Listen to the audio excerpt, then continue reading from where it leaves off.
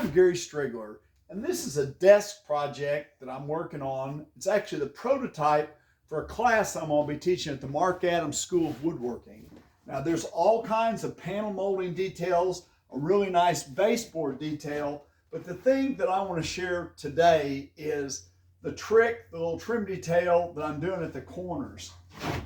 You see right here, I've got this rounded corner detail, which is a really furniture looking detail. Now, one of the nice things about that detail is it's one of those very rare times when I can actually do something that looks complicated, looks like I did a lot of extra work, but it actually saves me a little bit of time in the long run.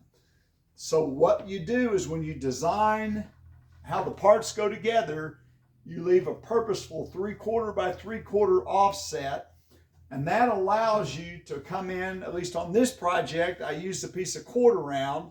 Now I made this 1/4 round from lumber that just matched my frame and panels using a white side round over router bit, and then I took it to the table saw and just ripped it to where I have a 5/8 by 5/8 piece of 1/4 round. So when I put the 5/8 by 5/8 in the corner, I get about an 1/8 inch shoulder each way. Now, there is one thing that you need to be aware of. You have to do a little prep work if you're going to wrap a molding around, and that is you put this solid block that's the same height as the baseboard so that when the molding wraps around here, there's a solid surface down there. And if I just tried to wrap the molding around this piece, I'd end up with kind of a little awkward hole there. So you put a 3/4 by 3/4 filler in there. This sits down on top of it, and you get a great looking detail. Now, the top for this desk has molding attached to it, and it's going to actually overhang. That's why I'm not doing any kind of blocking it up on this upper end. One more thing I want to share. Doesn't have to be a piece of 1/4 round. You could also use something like a piece of cove mold here.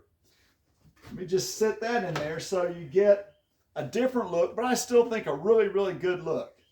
Now, I've also used this offset corner, that 3/4 by 3/4 offset detail to do things like putting together box beams. And it's certainly a lot easier to do a 3/4 by 3/4 offset, but it would be possible if I maybe rebaited out the edge of one of these pieces to do something like a 1/2 by 1/2. But 3/4 by 3/4 seems to really work well for me. And as you can see, it makes a really, really nice detail, something we use all the time on furniture projects.